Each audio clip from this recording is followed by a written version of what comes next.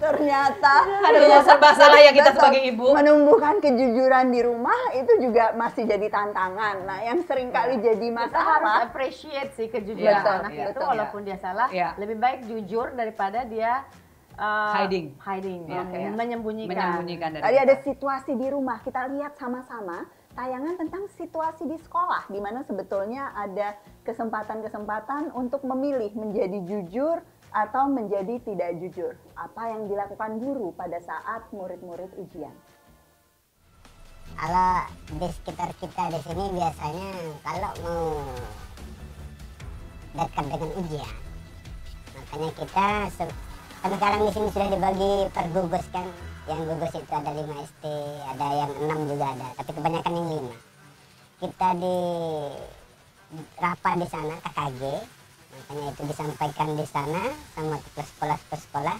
Soalnya kan untuk yang pengawas juga kan berdasarkan anaknya kita itu, gugus kita itu. Misalnya yang dari SD ini ke SD ini, yang SD ini ke sini, dia kan saling tukar jadinya. Makanya dapat di sana, dapat dikumpulkan jadi satu. Makanya di sana kita buat kesepakatan berapa nilai maksimal yang kita berikan kepada anak untuk ujiannya.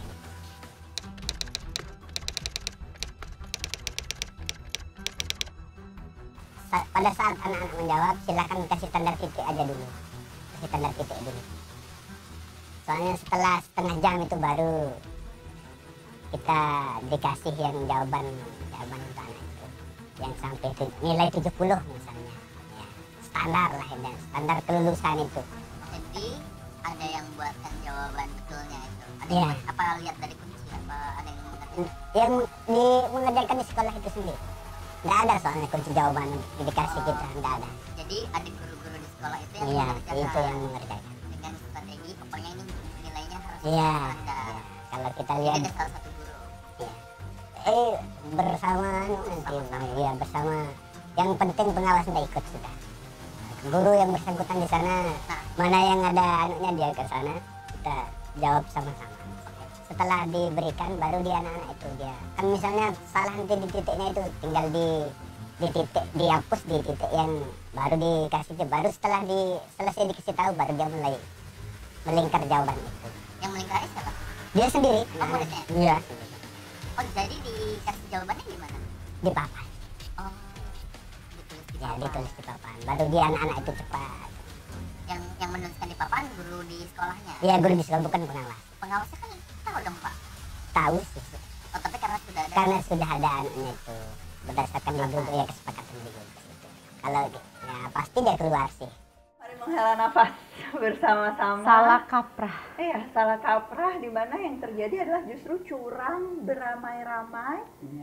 Anak bukan hanya mencontek sendiri, tetapi kunci jawaban yang diberikan jawaban yang soal ujian yang dijawab guru kerjasama dengan pengawas gitu ya, dan itu dibiasakan bahkan sejak tingkat sekolah SD. dasar gitu ya, terus sampai ke tingkat-tingkat berikutnya.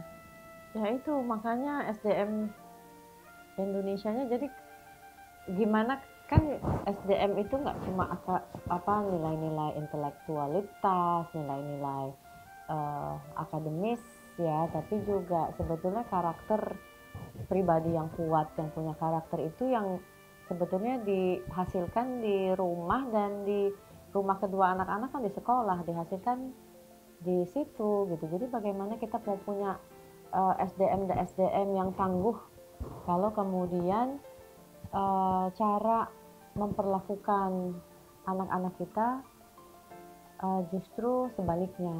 Ya, nggak sehat sih. Jadi bukan justru jadi teladan kejujuran, tapi justru mendorong anak untuk mempraktekkan ketidakjujuran. Betul, mestinya gitu ya? Apapun hasil kerja anak, semaksimal apapun, mau nilai misalnya oke, saya udah maksimal, saya cuma dapat 60, harus tetap dihargai. Itu daripada 90 atau 100, tapi bukan dari hasil kerja pribadinya. Itu kalau berpikir tentang anak, tapi dari cerita ini kan mereka berpikir tentang dirinya. Ya, mereka berpikir apakah tentang akan dirinya, dapat penghargaan dari reputasinya, kepala sekolah, dari dinas betul. pendidikan, apakah dianggap sebagai guru yang berprestasi, sebetulnya kemudian cara yang dipilih adalah cara yang instan. Ini tuh erat kaitannya sama Berarti ada kualitas- cara penilaian yang kualitas salah. gurunya juga Nah, gimana? saya rasa sebenarnya lebih dalam daripada itu, tapi kita bicara tentang sistem pendidikannya itu sendiri. Jadi misalnya untuk nilai gitu kan, nilai sangat berpengaruh pada reputasi dari sekolah itu.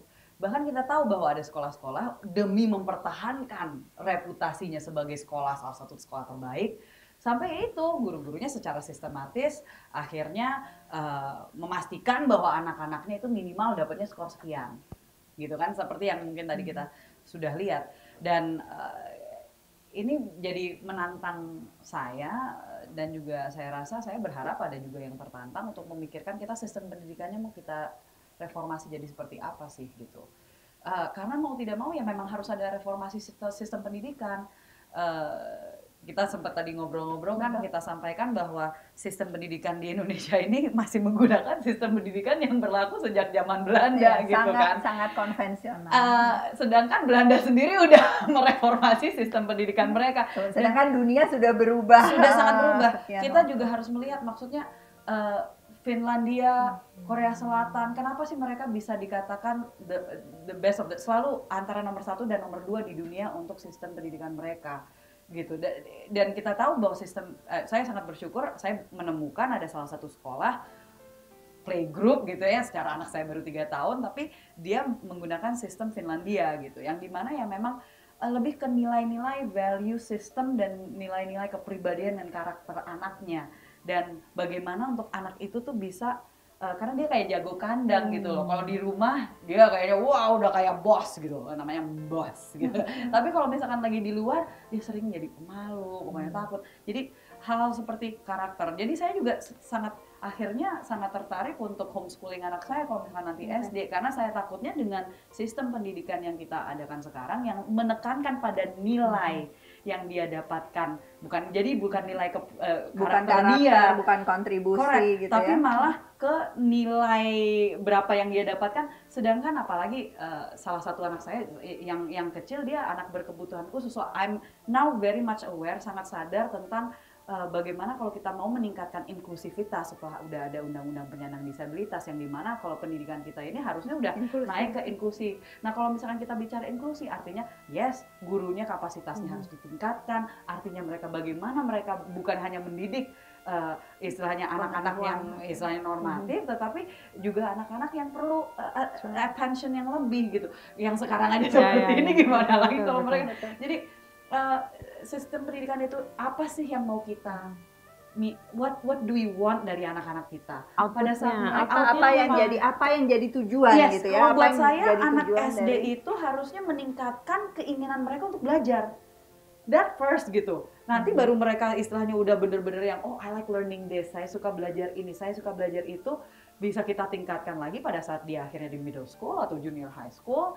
Itu dia akhirnya saya mau belajar lebih ke arah humanities, saya mau belajar lebih ke arah, jadi lebih ke anak ini kuatnya di mana dan dia sebenarnya sukanya mana. Tapi coba aja semua to the point di mana dia sebenarnya cinta untuk belajar, cinta untuk baca aja juga bukan jadi budaya kita saat ini. Nah, jadi harus ada reformasi itu.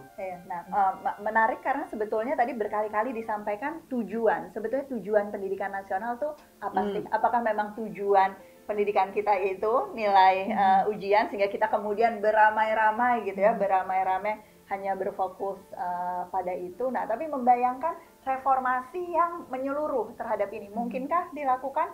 Pak Jokowi bilang berkali-kali sumber daya manusia dan sebagainya, itu sebetulnya apa yang ada di kepalanya? Enggak, reformasi pendidikan nggak dihindari karena kita seperti membohongi diri kita sendiri. Kalau kemudian nilai anak-anak bagusnya dalam tanda kutip dikatrol ya, terus anak-anak ini terus ketika dapat nilai bagus dengan secara sistematis melalui kebohongan-kebohongan ini, mereka akan menjadi manusia seperti apa, gitu kan? Tingkat kalau kemudian tinggi, kalau UN aja tuh di SMA itu jurusan IPA cuma 36%, IPS cuma 30% dari total SMA. Justru itu, maksudnya untuk apa sih kebohongan-kebohongan itu dilakukan secara sistematis?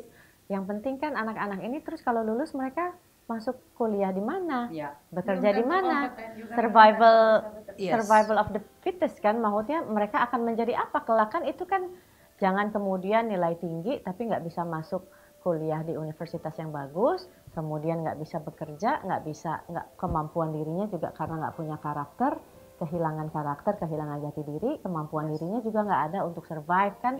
Itu yang paling penting kan, seperti itu. Jadi saya merasa bahwa kurikulum harus dirubah total. Artinya sekarang ini di Indonesia tidak mengajarkan anak untuk analitik ya, anak nggak bisa menganalisa karena ini bukunya kamu belajar, kalau kamu jawabnya nggak seperti itu salah. Menghafal gitu. Kita Jadi budaya nggak belajar untuk ujian gitu ya. Daya Ujian kritis, selesai, daya kritis anak itu tidak dibangun. Gimana kita mau bersaing kalau butuh daya guru kritis seperti anaknya apa? mau dibangun? Butuh guru seperti Oke. apa Wanda? Tadi Butuh bicara guru yang reformasi, beradaptasi pada dunia, guru yang menumbuhkan karakter gitu, guru yang mengajarkan analisa, guru seperti apa sebetulnya yang butuh yang perlu guru kita yang perjuangkan? open minded, butuh guru yang kreatif, butuh guru yang nggak cuma sekedar monolog tapi dialog antara anak, butuh guru yang kita nggak bisa seperti guru zaman dulu yang tidak mau dikritik, yang tidak mau berargumentasi. Udah nggak bisa guru-guru seperti itu. Guru-guru juga harus they have to open their mind tuh gini. Sekarang jangan sampai murid lebih pintar loh dari kalian loh. Yes. Ya Itu kan? juga yang mau angkat. Sekarang udah banyak terjadi gitu karena gurunya nggak berusaha untuk catch up gitu. Dan nggak apa-apa sebetulnya kalau kalian mengakui ada murid saya lebih pintar, wah kalian hebat, tapi diakui itu gitu. Kamu taunya dari mana? Oh berarti saya juga nggak boleh kalah kalau mempertahankan sistem yang sama, nanti lama-lama murid-murid yang memang punya daya analisa yang tinggi yang dia dapatkan dari luar nggak mau sekolah lagi karena anak saya yang paling besar, ibu aku bosan, aku merasa I'm stuck here. Aku mau pindah ke IB. Syalimah waktu SMA jadi dia pendidikan makin lama makin tidak relevan gitu ya buat tidak relevan anak-anak. karena nggak ada tantangan buat anak-anak yang berpikir kritis. Pendidikan di Indonesia nggak ada tantangan. Pada suatu hari ya sampai anak saya yang paling tua, saya mau ke IB, aku bosen dengan Beban saya merasa pendidikan. bahwa kok saya nggak terchallenge ya, nggak tertantang ya sekolah ini nggak membuat saya tertantang gitu. Dan itu dihadapi oleh jutaan anak Indonesia mungkin setiap hari yang justru ada di sekolah tapi tidak belajar hal-hal yang relevan gitu ya, tidak belajar hal-hal yang penting, justru Dan yang seringkali bahaya sih karakternya. gini loh, maksudnya justru mengekang pemikiran anak gitu. Artinya apel warna apa? Merah. Oh kalau ada yang jawab hijau itu salah, padahal ada apel warna yang hijau. Semangka bentuknya apa? Teman-teman yang Bulat. masih Di Jepang ada yang kotak. Jadi Imajinasinya udah dikurung dengan gitu. kondisi guru kita sekarang yang tingkatnya seperti itu, seringkali dihukum oleh birokrasi pada saat anak-anaknya dianggap tidak berprestasi. Saya selalu melihatnya nih, kadang-kadang guru tuh juga bukan hanya pelaku gitu ya, tapi kadang-kadang korban dari sistem juga. Apa yang harus kita lakukan? Back again to the systemnya. I think harus ada pakar-pakar pendidikan yang bareng-bareng jadi think tank gitu loh untuk memikirkan nih kita reformasinya mau ke arah mana, dan nggak bisa langsung kayak gitu kan, kita semua ngerti it's gonna take time. Jadi tahapan-tahapan pun juga harus sepakati gitu. Kita tahapannya oke, kalau misalkan mau rubah kurikulumnya yang harus dipersiapkan kan guru-gurunya dulu. Karena seringkali kalau misalkan merubah kurikulum yang pasti protes duluan guru-gurunya. Seringkali kurikulum berubah berkali-kali pun guru-guru belum tentu berubah dan praktek di lapangan juga tetap tidak berbeda. Gitu. Jadi ya korban juga di situ. Jadi harus ada tahapan-tahapan dalam segala apapun, tapi harus ada kesepakatan juga. Kita tujuan tadi jadi pertanyaan. Aku pernah ada satu hal ya yang mengiris hati saya sih, pulang sekolah lihat ulangannya Rasyad anak saya kelas 5 SD. Saya lama jadi orang tua tunggal. Ketika dia bicara, siapakah kepala rumah tangga di sekolah? Dia jawab ibunya. So, itu kan betul, kenyataannya seperti itu. Salah. Jadi mestinya 100 dapat 88. Nggak bisa. Karena harusnya kepala keluarga harusnya ayahnya, which is ayahnya never around gitu kan. Itu kan apa yang dia lihat, apa yang dia Ini the story of kayaknya bukan hewan, banyak yang karena kan istilahnya pada saat sebetulnya sistem persekolahan itu menyeragamkan semua Ya. situasi anak, pada saat seolah-olah ada satu jawaban yang benar Iya. untuk situasi yang sebetulnya Yes. bisa sangat berbeda antara satu keluarga dan Artinya keluarga kan, lain maksud dengan saya daerah dan ini daerah lain. kok bikin soal seperti ini Diskriminatif. ya gitu loh. Iya. Things like small things like that kan membuat anak-anak, oh berarti saya mengajarkan kebohongan dong. Berarti yang betul ayah. Padahal itu tidak betul Iya, gitu iya. misalnya. Ya. Kan mengajarkan dia untuk Banyak kok yang Small sekarang things, ya. kepala rumah tangga adalah keluarga. Betul, Itu betul. udah itu datanya hanya banyak contoh-contoh sekali kecil di di balik Indonesia.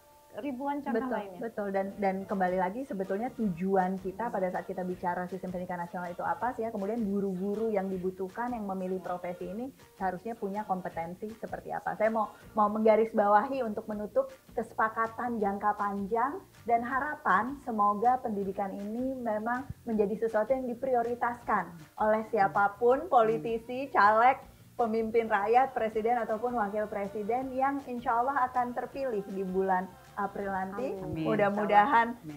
bisa dipegang janjinya, Wanda, Sarah. Terus kerja Kalau barengan. pribadinya iya. Iya.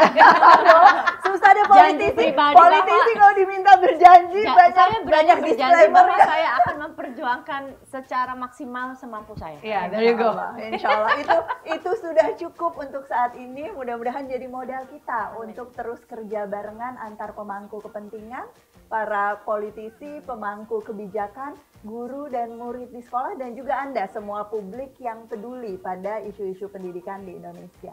Terima kasih semua murid, semua guru.